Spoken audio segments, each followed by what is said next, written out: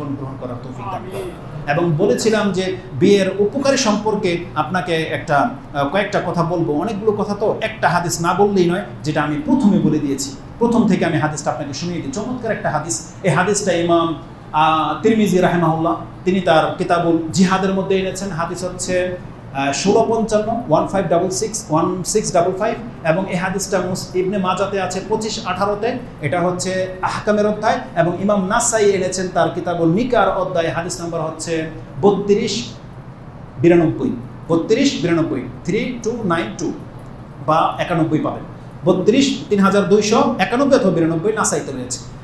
আবু হুরায়রা তার বর্ণনাকারী রাসূলুল্লাহ থেকে তিনি কোট করে বলতেছেন, কালা রাসূলুল্লাহ সাল্লাল্লাহু আলাইহি ওয়াসাল্লাম, সালাসাতুন, তিন শ্রেণীর মানুষ আছে, হাক্কুন আলাল্লাহি আউনুহুম, যাদের উপরে আল্লাহর হক যে আল্লাহ তাদেরকে সাহায্য করবেই করবে। এই জমিনের মধ্যে তিন শ্রেণীর মানুষ আছে, তিন শ্রেণীর এমন মানুষ আছে যাদেরকে আল্লাহ সাহায্য করবে। এটা আল্লাহ নিজের উপরে হক করে নিয়েছে, মানে এটা আল্লাহর উপরে লাজিম করে নিয়েছে আল্লাহ, যে আমি তাকে সাহায্য করবই করব। এটা আল্লাহর উপরে হক। তিন শ্রেণীর মানুষ।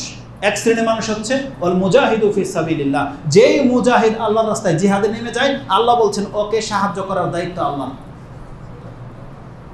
ওকে ইমানের হেফাজত করার দায়িত্ব, ওর সংসারের দায়িত্ব বা মান মর্যাদার দায়িত্ব পুরোটাই আল্লাহ সুবহানাহু ওয়া তাআলা চলে যাবে। দ্বিতীয় ব্যক্তি কি?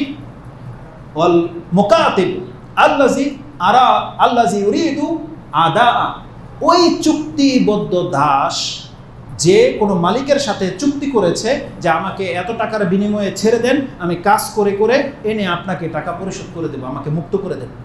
এই দাস যে মালিকের সাথে এমন চুক্তি করে একের অন্তর থেকে, আল্লাহ বলছেন ওকে এই টাকা পরিশোধ করার কিভাবে করবে এই সাহায্য করার দায়িত্ব আমি আল্লাহ নিয়ে নিলাম।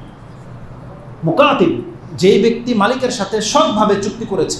এর তাবে রয়েছে যারা ঋণগ্রস্ত ব্যক্তি, কেউ যদি কোনো বন্ধু বান্ধব কারো কাছ থেকে ঋণ নেয় এই সেন্সে অন্তর থেকে যে আমি ওর ঋণ পরিশোধ করবে, আল্লাহ বলছেন ওকে সাহায্য করার দায়িত্ব আমার। কিন্তু যে ব্যক্তি অন্তরে খারাপ নিয়ত রাখে যে নেওয়ার পরে টালবাহানা করবে, ওকে আল্লাহ ঋণী করে কাল কিয়ামতের মাঠে উঠাবে। কিন্তু যে ব্যক্তি ওয়াদা করে যে আমি দেবই, কিন্তু সে যদি না পারে, হাদিসে এটাও আসছে আল্লাহ কিয়ামতের মাঠে ওই ব্যক্তিকে সন্তুষ্ট করে দেবে, একে মাফ করে দেবে।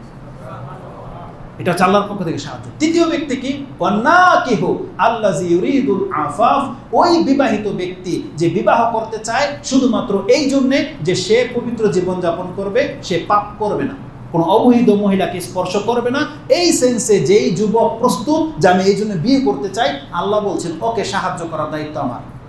আল্লাহ বলছেন ওকে আমি সাহায্য করবই করবো। এই জন্যে যারা যুবক এখন মাত্র অল্প টাকায় বেতন পান বা কিছু, আপনি বিয়ে করেন, ভালো পাত্রী পেয়ে গেলে আপনার সংসার চালানোর দায়িত্বটা আল্লাহ বলছে বান্দা তোকে আমি রিজিক দেবো, আমি তোকে সাহায্য করবো। ইনশাল্লাহ ওই আয়াত তো আছেই, ওটা আমরা পরে বলবো, যেহেতু লম্বা হয়ে যাচ্ছে খুতবা।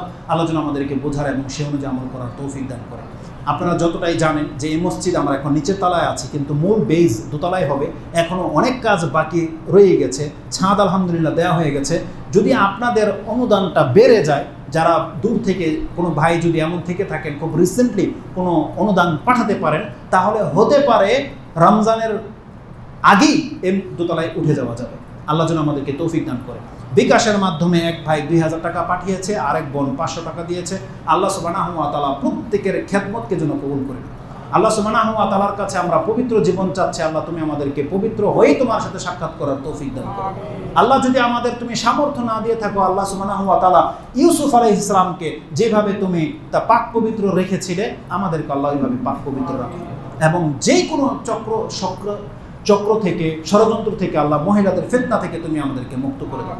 এবং ওই সমস্ত মা বোনদের জন্য আমরা দোয়া করি যারা হয়তো বিধবা হয়ে আছে, সংসার চলছে না বা স্বামীর প্রয়োজন। আল্লাহ এমন যতগুলো মহিলা আছে, মুমিন মুসলিমাত আছে, আল্লাহ তাদের জন্য তুমি উত্তম জীবন সঙ্গীর ব্যবস্থা করে দাও। ইয়া রাব্বুল আলামিন, সুবহানা রাব্বিকা রাব্বিল ইজ্জাতি আম্মা ইয়াসিফুন ওয়া সালামুন আলাল মুরসালিন, আলহামদুলিল্লাহি রাব্বিল আলামিন। আসসালামু আলাইকুম ওয়া রাহমাতুল্লাহি ওয়া বারাকাতুহু।